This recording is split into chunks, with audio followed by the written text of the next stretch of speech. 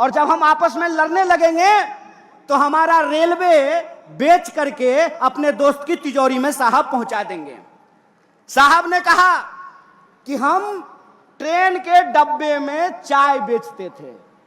गुरु, हम आपको चाय बेचते हुए तो नहीं देखे हैं, लेकिन रेलवे बेचते हुए आपको देख रहे हैं।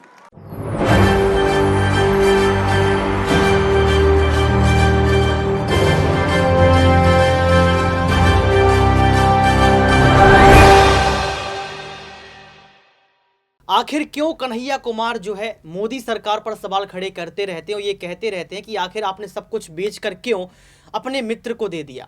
नमस्कार, आपके साथ मैं हूं ऋतिक सविता। स्वागत है आपका SPN 9 न्यूज में। दर्शकों, आपको बता दें कि कांग्रेस पार्टी के युवा चेहरा लगातार यहां पर मोदी सरकार को घेरते रहते हैं, लेकिन कन्हैया कुमार जिस तरीके से मोदी सरकार पर सवाल खड़े करते हैं, सब दंग रह जाते हैं कि आखिर ये सच्चाई है, क्या ये हकीकत है, आखिर क्यों रेलवे बेचा, आखिर क्यों यहाँ पर प्राइवेटाइजेशन किया, निजीकरण किया। ये तमाम सवाल इस वक्त खड़े होते हैं। पहले आप कन्हैया कुमार की इस वीडियो को सुनिए जिसमें साफ तौर पर मोदी सरकार पर कटाक्ष करते हुए नजर आ रहे हैं। पूर्ण स्वराज का मांग करती है और वो कहती है आधी अधूरी आजादी नहीं चाहिए, आजादी चाहिए तो पूरी आजादी चाहिए। और हमें गर्व है कि वही भारतीय राष्ट्रीय कांग्रेस 15 अगस्त 1947 को देश को अंग्रेजों से आजाद कराती है। और देश जब अंग्रेजों से आजाद हुआ, पूरा देश जब आजादी का जश्न मना रहा था, उस जश्न के साथ इस देश के लोग रो रहे थे। इस बात को भी याद रखिएगा, इस देश के लोग रो रहे थे क्योंकि उस वक्त भी वही राजनीति हुई जिस राजनीति को हम 2014 से इस देश में देख रहे हैं। वही राजनीति हुई जो 2014 से आपके व्हाट्सएप पे आ रहा है। एक तरफ मुस्लिम लीग थी और मुस्लिम लीग के नेताओं ने कहा कि दो अलग अलग धर्म के लोग इस देश में एक साथ नहीं रह सकते हैं। दूसरी तरफ हिंदू महासभा थी जिसने कहा कि दो अलग अलग धर्म के लोग साथ में नहीं रह सकते हैं। लेकिन इतिहास याद रखिएगा, बड़े शर्म की बात है कि हिंदू महासभा और मुस्लिम लीग साथ में मिलकर के सरकार बना ली थी। इस बात को याद रखिएगा। यह बात आज जब हम पार्टी की स्थापना दिवस मना रहे हैं तो एक एक कार्यकर्ताओं को याद रखने की जरूरत है कि जो आजादी 15 अगस्त 1947 को इस देश को भारतीय राष्ट्रीय कांग्रेस ने दिलाया है, उस आजादी को अगर कोई बचा सकता है, जिस सपने को महात्मा गांधी ने इस देश में देखा है, उस सपने को अगर कोई बचा सकता है तो उस पार्टी का नाम भारतीय राष्ट्रीय कांग्रेस है और उस नेता का नाम राहुल गांधी है। इस बात को याद रखिएगा, इस बात को याद रखिएगा। जब मैं छोटा था तो मैं अपनी दादी से सवाल पूछता था कि दादी ये बताओ, देश जब अंग्रेजों के खिलाफ लड़ रहा था तो दादाजी क्या कर रहे थे? तो मेरी दादी कहती थी, बेटा गरीब लोगों के लिए रोजी रोटी प्राप्त करना आजादी प्राप्त करने से कम नहीं होता है। इस बात को याद रखना। जो साधारण लोग होते हैं अपने रोजी रोटी के लिए संघर्ष कर रहे होते हैं,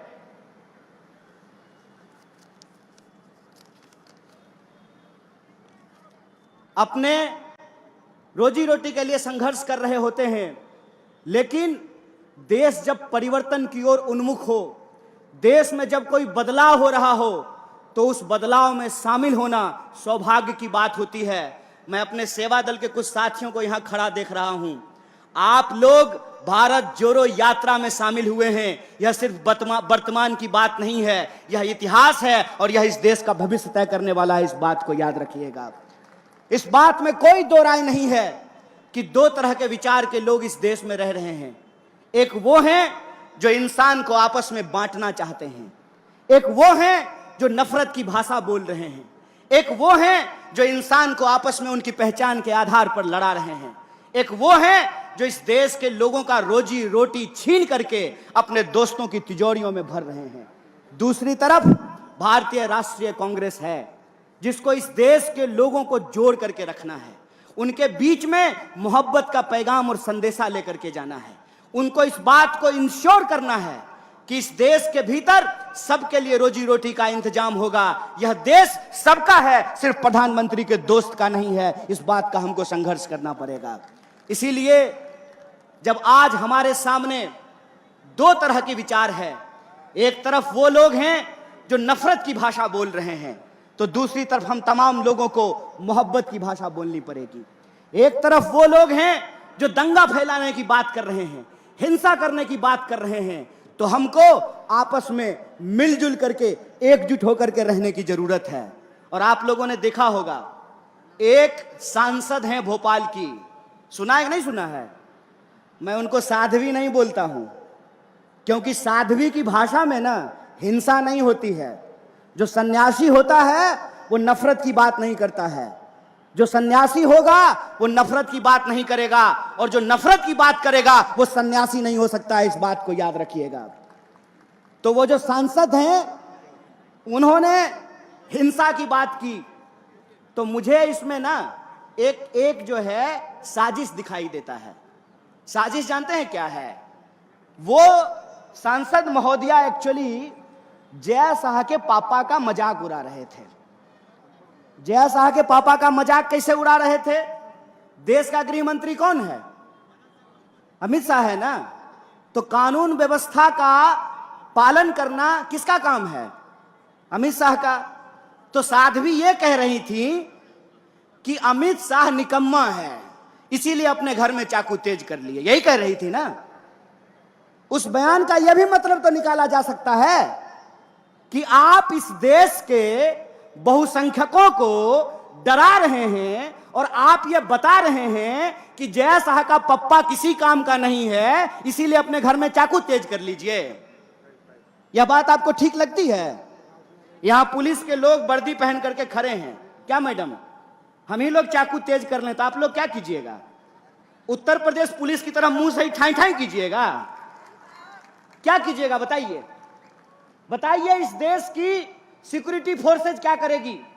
बताइए इस देश की पुलिस क्या करेगी? बताइए इस देश की न्यायपालिका क्या करेगी?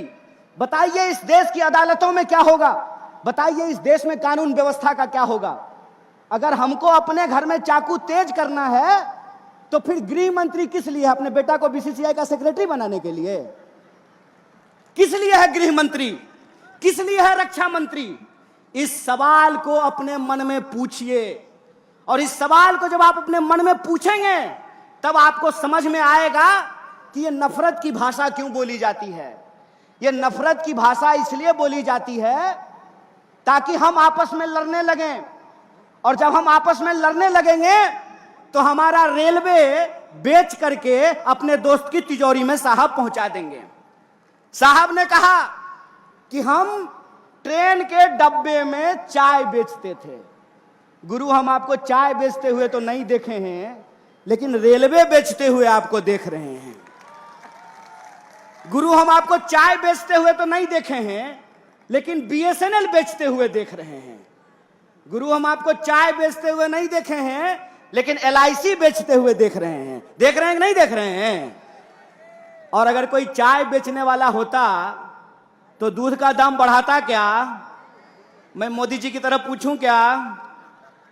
अगर कोई चाय बेचने वाला देश का प्रधानमंत्री होता तो जब नया साल आने वाला है तो 2 रुपया दूध महंगा किया जाता क्या?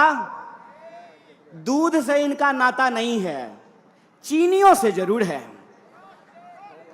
दूध से नाता हो ना हो, चीनी से जरूर है। और यह बात मैं क्यों बोल रहा हूं? पहली बार ऐसा हुआ है कि कोई हमारे यहां आ गया, गलत किया। पूरी तरीके से भारतीय राष्ट्रीय कांग्रेस चाइना का विरोध करती है, उसकी निंदा करती है कि चाइना को कोई अधिकार नहीं है कि हमारी सीमा में घुसे, और अगर घुसेंगे तो हमको अपने देश के जवानों पे भरोसा है। हमारे घर में लोग फौज की नौकरी करते हैं, इसीलिए हमको पता है। अरे जूता नहीं भी होगा ना तो हौसलों से उनका मुकाबला करेंगे, यह बात हम जानते हैं। लेकिन कुछ निकम्मे लोग हैं कि बड़ी चालाकी से वर्दी के पीछे छुप जाते हैं। कभी वर्दी को बदनाम कर देते हैं, कभी वर्दी के पीछे छुप जाते हैं। जब प्रज्ञा बोल रही थी चाकू तेज कर लीजिए, तब वर्दी को बदनाम कर रही थी, पुलिस वालों का मजाक उड़ा रही थी। और जब सरकार से सवाल पूछा गया तो वर्दी के पीछे छुप गए। तो तो मैं उनसे कहना चाहता हूं कि विपक्ष होने के नाते हम सरकार से सवाल पूछते हैं, और सरकार से सवाल पूछना सेना का अपमान करना नहीं होता है। सरकार ये जवाब दे कि प्रधानमंत्री जब कहते हैं कि ना कोई आया था ना कोई आया है, तो हमारे जवान घायल कैसे हुए, इस सवाल का जवाब रक्षा मंत्री को देना चाहिए। तो देखा आपने इस वीडियो को देखने के बाद आपको पता लग गया होगा कि किस तरीके से यहाँ पर कन्हैया कुमार हमलावर हैं, और ये बता रहे हैं कि यहाँ पर देश के प्रधानमंत्री ने देश की जनता के साथ पक्षपात किया, सब कुछ बेच दिया, युवा परेशान है, देश में महंगाई है। और यहाँ पर कहीं ना कहीं देखा जाए तो इन तमाम मुद्दों पर देश के प्रधानमंत्री जवाब भी नहीं देते हैं। महंगाई क्यों है, कभी नहीं बोलते हैं। क्या अडानी के साथ आपके कोई रिश्ते हैं, कभी नहीं बोलते हैं। जो एक नारा लगाया जा रहा है कि मोदी अडानी भाई भाई देश बेचकर खाई मलाई, इस नारे को सुनने के बाद भी देश के प्रधानमंत्री मूक दर्शक बने रहते हैं, इस पर भी कुछ नहीं बोलते हैं। तो आप समझ सकते हैं कि तमाम सवाल इस वक्त ये खड़े हो रहे हैं कि आखिर क्यों देश के प्रधानमंत्री दूध का दूध पानी का पानी नहीं कर रहे हैं। दर्शकों, जाते जाते मैं आपसे पूछना चाहता हूं कि कन्हैया कुमार की इन बातों में कितनी सच्चाई है, आप कमेंट बॉक्स में जरूर बताएं। आज के लिए सिर्फ इतना ही। देखते रहिए SPN9 न्यूज।